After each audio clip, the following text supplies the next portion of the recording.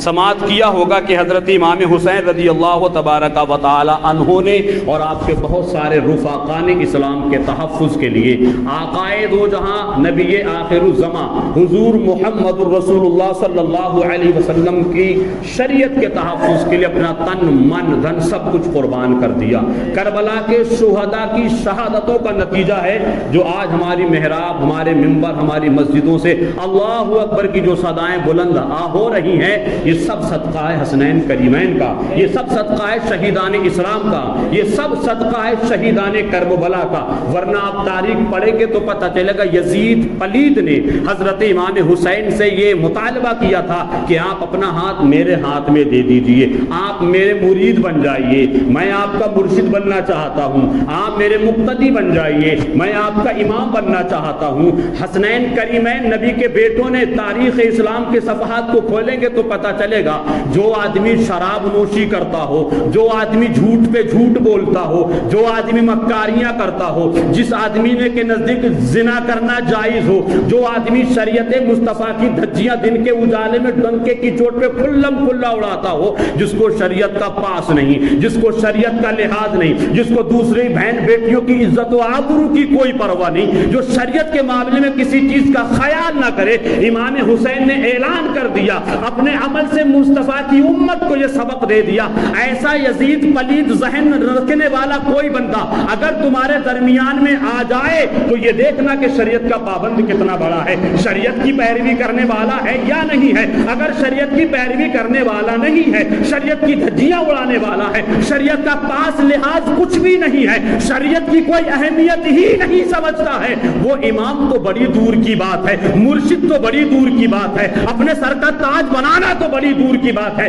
اس کی تو اتنی بھی اوقات نہیں کہ اس کو اپنے ساتھ میں بٹھا کے دسترخوان پہ کھانا کھلایا جائے۔ حسین رضی اللہ تبارک و تعالی عنہ کی زندگی نے ان کے عمل نہیں بتا دیا، میں اپنا گلا تو دے سکتا ہوں لیکن یہ پاک ہاتھ یزید جیسے ناپاک پلید کے ہاتھ میں نہیں دے سکتا۔ اور پوری دنیا نے دیکھ لیا صرف یہی لڑائی تھی، یہی جھگڑا تھا، حق اور باطل کی جنگیں اس سے پہلے بھی ہوئی ہیں۔ کربلا کی تاریخ سے پہلے تاریخ اسلام کی جنگیں اٹھائیں گے تو اسلام میں سب سے پہلی جنگ سن ہجری 2 رمضان المبارک کے مہینے میں لڑی گئی تھی، جو بدر کی زمین پر لڑی گئی تھی۔ بدر کی سرزمین پر میدان بدر میں جنگ پوری دنیا نے پہلی جنگ دیکھی تھی، اور اس وقت 313 مجاہدین اسلام تھے، ہزاروں کا لشکر تھا، لیکن وارے اسلام کے سپاہیوں، اسلام کے شہزادوں، تمہاری عظمتوں پہ قربان، بچوں کو چھوڑا، بیویوں کو چھوڑا، کچھ تو ایسے بھی تھے جن کے بدن پر کپڑے بھی نہ تھے، کچھ تو ایسے بھی تھے جن کے پاس جانے کے لیے سواری نہ تھی، کچھ تو ایسے بھی تھے جن کے پاس لڑنے کے لیے ہتھیار نہ تھے، تیر تلوار نہ تھے، لیکن اسلام کی جب بات آئی ہے، صداقت کی جب بات آئی ہے، حقانیت کی جب بات آئی ہے، اللہ اور اس کے رسول کے فرمان کی جب بات آئی ہے تو پھر نہ بیوی کی پرواہ کی جائے گی، نہ بچوں کی پرواہ کی جائے گی، نہ پریوار کی پرواہ کی جائے گی، نہ خاندان کی پرواہ کی جائے گی، اس لیے کہ وہ 313 مجاہدین اسلام جانتے تھے کہ خاندان اور ہوتا ہے، اسلام اور ہوتا ہے۔ اسلام کے لیے اگر ضرورت پڑی تو بیویاں بھی قربان کرنے کے لیے تیار ہیں، بچے بھی قربان کرنے کے لیے تیار ہیں، سارا کا سارا خاندان قربان کرنے کے لیے تیار ہیں۔ اب بدر کی پہلی جنگ لڑی گئی ہے اسلام کی، 313 مجاہدین اسلام، اور وہ کھانے پینے والے، موٹے موٹے بھیجے والے، بڑے بڑے پیٹ والے کفار و مشرکین مکے کی سرزمین پہ بدر کے میدان میں اتر گئے ہیں۔ ادھر 313 مجاہدین اسلام، جسم پہ کپڑے نہیں، لڑنے کے لیے ہتھیار نہیں، کچھ تو ایسے تھے جن کے پاس کھانا بھی نہ تھا، کچھ تو بھوکے آئے تھے، کچھ تو پیاسے آئے تھے۔ ایک کافر و مشرک اپنے خیمے سے نکلتا ہے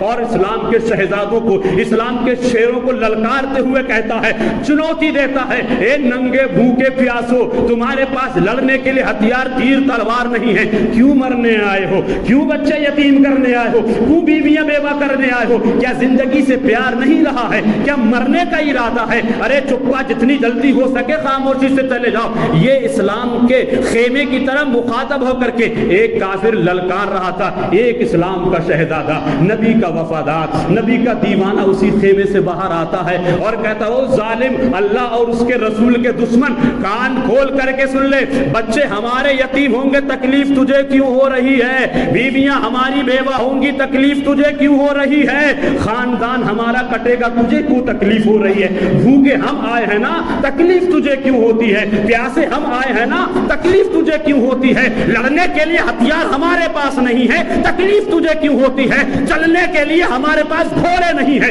تکلیف تجھے کیوں ہوتی ہے؟ تو ہمارے بچوں کی پرواہ کیوں کرتا ہے؟ تو ہماری بیویوں کی پرواہ کیوں کرتا ہے؟ تو ہمارے خاندان اور پریوار کی پرواہ کیوں کرتا ہے؟ تو ہمارے ہتھیاروں کی پرواہ کیوں کرتا ہے؟ ہمارے پاس گھوڑے نہیں ہیں فکر تجھے کیوں ہو رہی ہے؟ ننگے بھوکے پیاسے بغیر جسم پہ کپڑے نہیں ہیں ہم آئے ہیں نا اس حالت میں تکلیف تجھے کیوں ہوتی ہے؟ تو تو اپنے بھوک کی پرواہ کر، تو اپنی پیاس کی پرواہ کر، تو اپنے خاندان کی پرواہ کر، تو اپنے تیر تلوار ہتھیاروں کی پرواہ کر۔ اور ایک بات کان کھول کے سن لے، تجھے بھی تیری ماں نے پیدا کیا ہے، ہمیں بھی ہماری ماں نے الحمدللہ پیدا کیا ہے، لیکن تیرے پیدا ہونے میں اور ہمارے پیدا ہونے میں بڑا فرق ہے، اور وہ فرق یہ ہے کہ تجھے تیری ماں نے خاندان کی بنیاد پر پیدا کیا ہے، الحمدللہ ہمیں ہماری ماں نے اسلام کے لیے پیدا کیا ہے۔ تجھے خاندان مبارک ہو، تجھے خاندان کی آن بان شان مبارک ہو، ہم اسلام کے شہزادے ہیں، ہمیں اسلام مبارک ہو، شان اسلام مبارک ہو۔ اور سب سے بڑی بات یہ ہے کہ مصطفیٰ کی صحبت ہمیں مبارک ہو، مصطفیٰ کی نظر کرم ہمیں مبارک ہو۔ میدان میں آؤ، کون ننگا ہے کون بھوکا ہے، کون ہتھیار والا ہے کون بغیر ہتھیار کے ہے۔ پہلی جنگ اسلام کی لڑی گئی ہے بدر کے میدان میں، سن ہجری 2 میں رمضان المبارک کے مہینے میں 313 مجاہدین اسلام کو، وہ مکے کے کفار و مشرکین جو طاقت و قوت کے بڑے ماہر مانے جاتے تھے، وہ کہتے تھے ان کو یوں مسل دیں گے، یوں جیسے کوئی چوٹی مسل دیتا ہے، کوئی مچھر مسل دیتا ہے۔ ان 313 مجاہدین اسلام کی ہم ہزاروں کے بیچ میں ان کی اوقات ہی کیا ہے، مگر ان کو کیا پتا، ان کو کیا معلوم، ان کی لوگوں میں مصطفیٰ کے عشق کا خون دوڑ رہا ہے۔ جب عشق پروان پہ چڑھ جاتا ہے تو پھر نہ دنیا کی پرواہ کرتا ہے نہ خاندان کی پرواہ کرتا ہے۔ پوری دنیا نے دیکھا اسلام کے تحفظ کے لیے، اسلام کی بقا کے لیے اپنی آن بان کو بالائے طاق ڈالتے ہوئے، اور لا یؤمن احدکم حتی اکون احب الیہ من والدہ وولدہ والناس اجمعین کی بنیاد پر مصطفیٰ کے ان 313 اسلام کے شہزادوں نے، اسلام کے وفاداروں نے اپنا سارا تن من دھن قربان کر دیا۔ اور جو لوگ اپنی طاقت پہ گھمنڈ کرتے تھے، اپنی تعداد پہ گھمنڈ کرتے تھے، اپنے ہتھیاروں پہ گھمنڈ کیا کرتے تھے، پوری دنیا نے دیکھ لیا 313 مجاہدین اسلام ہیں۔ آقا کی بارگاہ میں عرض کرتے، آقا ان کے پاس تو دوڑنے کے لیے گھوڑے ہیں، ان کے پاس پہننے کے لیے کپڑے ہیں، ہمارے پاس کپڑے ہوں یا نہ ہوں لیکن لڑنے کے لیے کوئی ہتھیار نہیں ہے، لڑنے کے لیے تلوار نہیں ہے۔ تاریخ مکہ اٹھا کے دیکھیے گا تو پتہ چلے گا حضور نے کھجور کی لکڑیاں توڑ توڑ کے صحابہ کو دی ہیں، اور حضور فرماتے ہیں تمہارا کام ان لکڑیوں کو چلانا ہے، گردنیں گاجر اور مولی کی طرح کٹ کٹ کے گرانا، یہ میرے رب کے قبضہ اختیار میں ہے۔ تم تو بس اللہ کا نام لے کے اسلام کے تحفظ کے لیے ڈٹ کر کے مقابلہ کرو۔ پوری دنیا نے دیکھ لیا تھا کہ بدر کی میدان میں 313 مجاہدین اسلام نے ان سب کو تباہ اور برباد کر دیا، اور اسلام کی پہلی جنگ بدر کے میدان میں لڑی گئی اور اسلام کامیاب ہو گیا، اسلام کے شہزادوں کو کامیابی نصیب ہوئی، اور بدر کی وادیوں پہ اسلام کا جھنڈا گاڑ کے ان 313 مجاہدین اسلام نے قیامت تک آنے والی قوم مسلم کو یہ پیغام دے دیا کہ وہ کوئی اور ہوگا جو اپنا ایمان دے دے گا، نبی کا چاہنے والا نبی پہ جان دے دے گا۔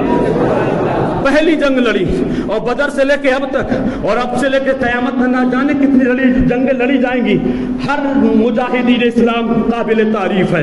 ہر غازی کا کوئی جواب نہیں۔ جتنوں نے اسلام کے تحفظ کے لیے شہادت کا جام نوش کیا ہے، ان سارے شہیدوں کی شہادت پہ ہم ناز کریں، فخر کریں۔ ہم گناہگاروں کے لیے تو قربانیاں ہوئی ہیں، ہم گناہگاروں کے لیے تو بچے اور بیویاں یتیم ہوئے ہیں، بیوائیں ہوئی ہیں، ان کا احسان ہے ہم تمام امت مسلمہ پر۔ بہت ساری جنگیں ہوئی ہیں، بہت سارے اسلام میں غازی نکلیں گے، بہت سارے مجاہدین اسلام نکلیں گے، بہت سارے شہید نکلیں گے، لیکن تاریخ میں جیسا غازی کربلا میں دیکھا گیا، جیسا غازی کربلا میں مجاہد دیکھا گیا، جیسا شہید کربلا میں دیکھا گیا، بدر سے لے کے قیامت تک غازی ضرور پیدا ہوں گے، مجاہد ضرور پیدا ہوں گے، شہید ضرور پیدا ہوں گے، لیکن جیسا غازی حسین پیدا ہوا ہے دنیا میں دوبارہ پیدا نہ ہوگا۔ جیسا مجاہد کربلا میں حسین پیدا ہوا تھا، ایسا کوئی مجاہد قیامت تک پیدا ہی نہ ہوگا۔ ہوگا. اس لیے میں کہتا ہوں نبیوں میں مصطفیٰ کا کوئی جواب نہیں تو شہیدوں میں مصطفیٰ کے بیٹے حسین کا کوئی جواب نہیں. یہی میدان کارزار ہے,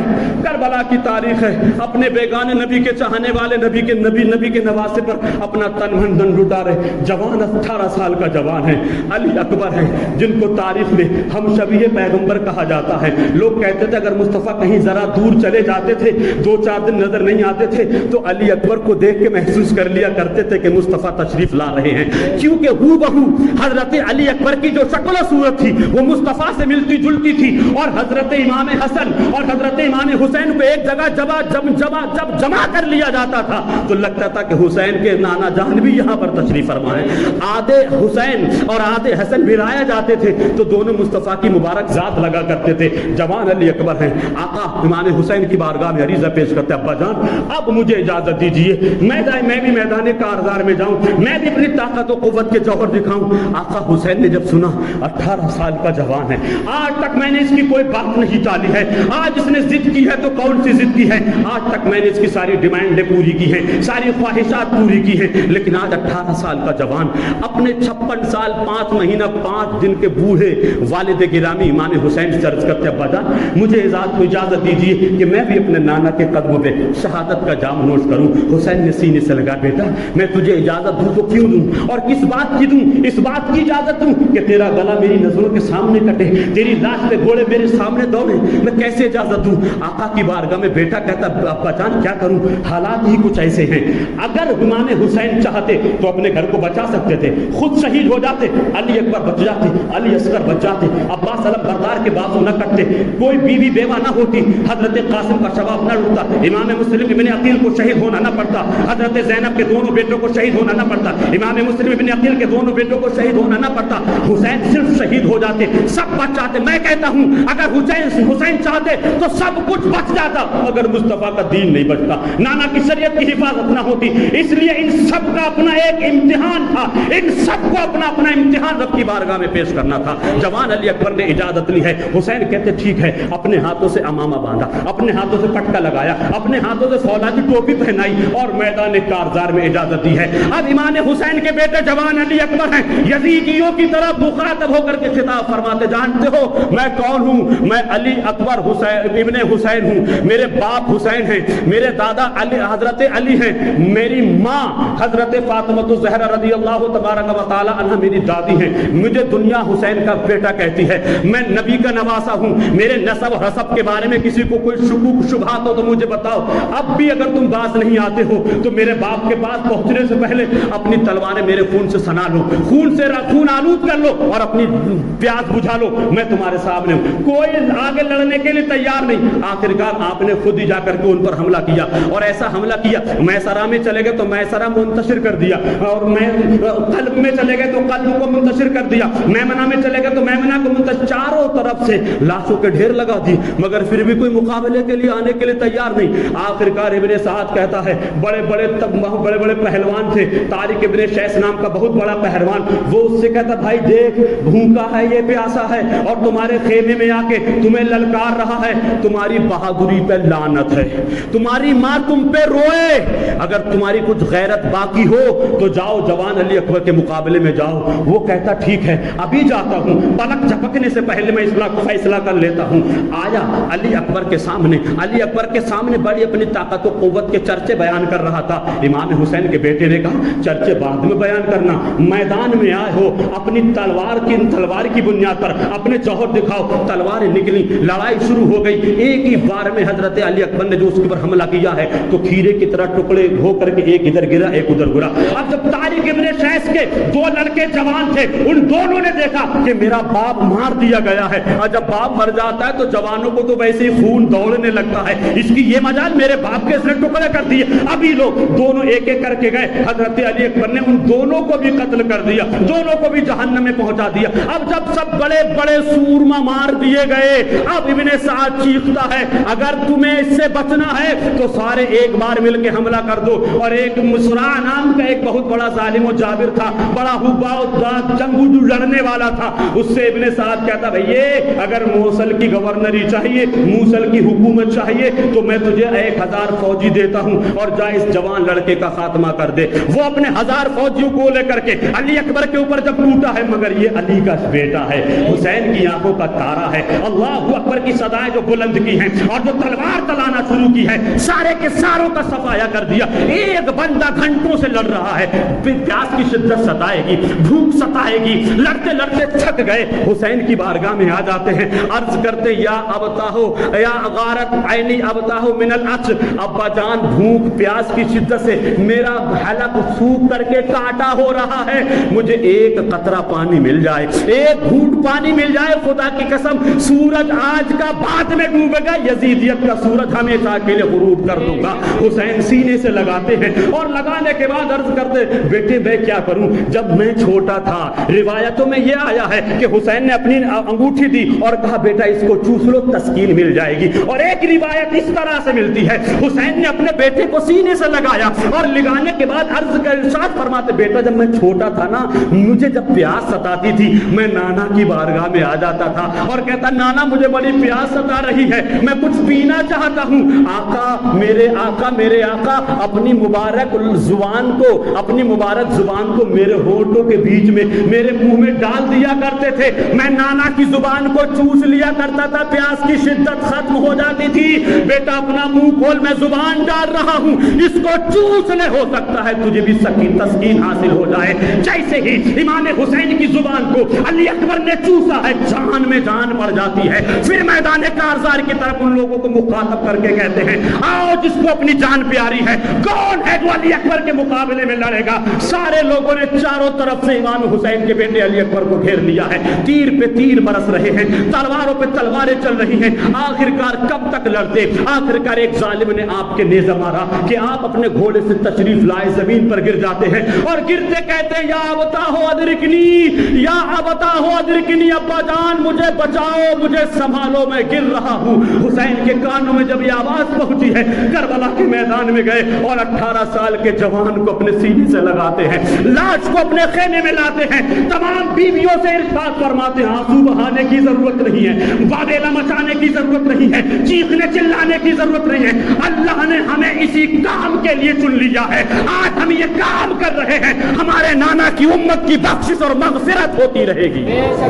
حسین نے جوان بیٹے کو زمین پہ اپنے سینے سے لگایا اور سپرد خاک کرنے سے پہلے زمین کی طرف مخاطب ہو کر کے کہتے ہیں 18 سال کی ہے یہ امانت حسین کی، 18 سال کی ہے یہ امانت حسین کی، اب ہے تیرے سپرد یہ امانت حسین کی، تیغوں سے پاش پاش ہے سب، جس نے نازنی رکھیو احتیاط سے دامن میں اے زمین. 18 سال کے جوان کو حضرت علی اکبر رضی اللہ تبارک و تعالی عنہ کو امام حسین نے اپنے ہاتھوں سے سپرد خاک کیا ہے. سپرد خاک کرنے کے بعد ابھی صحیح سے فارغ بھی نہ ہو پائے تھے، ایک بچے کے رونے کی آواز آئی. خاتون باہر سے تشریف لاتی ہے، یہ دیکھو ننا علی اصغر ہے، 6 مہینے کی عمر ہے، ماں کے دودھ خشک ہو چکے ہیں، اس کو پیاس ستا رہی ہے، پیاس کی شدت میں یہ تڑپ رہا ہے، بلک رہا ہے. جاؤ ان ظالموں سے کہو ہم پہ ترس نہ کھاتے ہو مت کھاؤ، ہم پہ رحم نہیں کرتے ہو تو مت کرو، لیکن اس چھوٹے سے بچے نے تمہارا کیا بگاڑا ہے. حضرت علی اصغر کو امام حسین نے اپنے ہاتھوں میں لیا اور یزیدیوں کی طرف مخاطب ہو کر کے ارشاد فرماتے ہیں تمہاری نظروں میں، تمہارے نزدیک میں جو مجرم ہوں نا، میں نے جرم کیا ہے نا، مجھے سزا دو. اس چھوٹے سے بچے نے تمہارا کیا بگاڑا ہے، اس پہ تو کچھ ترس کھاؤ. تمہارے خیمے میں بھی تو چھوٹے چھوٹے بچے ہوں گے، تمہارے گھر میں بھی چھوٹے چھوٹے بچے ہوں گے، جیسے وہ بچے ہیں ایسے یہ بچہ بھی میرے گھر میں ہے، آخری بچہ ہے، میں تمہارے سامنے لایا ہوں، اس پہ کچھ ترس کھاؤ، اس پہ کچھ دیا کرو، اس کو تو ایک گھونٹ پانی پلا دو، اس کی تو جان بخش دو، اس پہ تو کچھ ترس کرو. ظالموں نے کوئی جواب نہ دیا، بلکہ ایک شقیق قلب آدمی، کلاب الدنیا کلاب النار کی لسٹ میں آنے والا جہنمی کتا جس کا نام ہرملہ ابن کاہل تھا، اس نے اپنی کمان میں تیر ڈالا اور حضرت علی اصغر رضی اللہ تبارک و تعالی عنہ کی طرف جو کھینچ کر کے مارا ہے، وہ تیر حضرت علی اصغر کے حلق پہ پیوست ہو جاتا ہے. ابھی یہ بچہ رو رہا تھا، لیکن جو تیر لگا ہے آواز ہمیشہ کے لیے بند ہو جاتی ہے. حسین نے جب یہ دیکھا میرے بیٹے کے حلق پہ تیر مار دیا گیا ہے، سینے سے لگاتے ہیں اور تیر کو نکالتے ہیں. تیر نکالتے وقت میں جو خون کا پھوارا اٹھا تھا نا حلق کے اوپر سے، اس پھوارے سے نکلنے والے خون کے قطرات کو لے کے رب کی بارگاہ میں رو رو کے عرض کرتے مولا یہ ایک چھوٹی سی قربانی کی، اس کو اپنی بارگاہ میں قبول فرما، اور علی اصغر کی شہادت کے صدقے میں میرے نانا کی امت کی بخشش اور مغفرت فرما۔ مولا اگر تیری اسی میں رضا ہے تو یہ ایک علی اصغر ہے، اگر 1000 علی اصغر ہوتے تو یہ حسین نبی کا بیٹا ایک ایک کر کے تیرے نام پہ ہر علی اصغر کو قربان کرنے کے لیے تیار تھا۔ یہ شان رکھتے ہیں کربلا والے ہمارے لیے، ہم جیسے گناہگاروں کے لیے، ہم جیسے بدکاروں کے لیے۔ حسین نے علی اصغر کی 6 مہینے کی عمر کی بچے کو بھی، علی اصغر کو بھی کربلا میں قربان کر دیا، قاسم کو بھی قربان کر دیا، حضرت علی اکبر کو بھی قربان کر دیا، سارے گھر والوں کو قربان کر دیا ہمارے لیے۔ اور ہم آج کیا کر رہے ہیں ان کے لیے؟ تھوڑا سوچئے، تھوڑا غور و فکر کیجئے۔ حسنین کریمین کی تاریخ کربلا کا مطلب یہ نہیں ہے کہ کچھ میں روؤں اور کچھ آپ روئیں، بات ختم نہیں۔ اس تاریخ کربلا کو پڑھ کے کچھ سبق حاصل کیجئے، کچھ عبرت حاصل کیجئے، اسلام کے تحفظ کے لیے، اسلام کی بقا کے لیے، ملک و ملت کے لیے وہ سارے کام کیجئے جن کاموں کی اسلام اجازت دیتا ہے۔ دوستو، بزرگوں، نوجوان ساتھیوں، ہمیں اور آپ کو تمام لوگوں کو امام حسین کے نقش قدم پر چلنے کی توفیق رفیق عطا فرمائے۔ کربلا کے تمام شہیدوں کے صدقے میں پروردگار عالم ہم تمام مسلمانوں کو ایک پلیٹ فارم پہ جمع ہو کر ایک اور نیک بن کر کے اپنی زندگیاں گزارنے کی ہمت اور توفیق نصیب فرمائے۔ استغفر اللہ ربی من کل ذنب واتوب الیہ۔ صدق و دل سے کلمہ طیبہ پڑھ لے، اشہد ان لا الہ الا اللہ واشہد ان سیدنا محمدا عبدہ ورسولہ۔ السلام علیکم ورحمۃ اللہ۔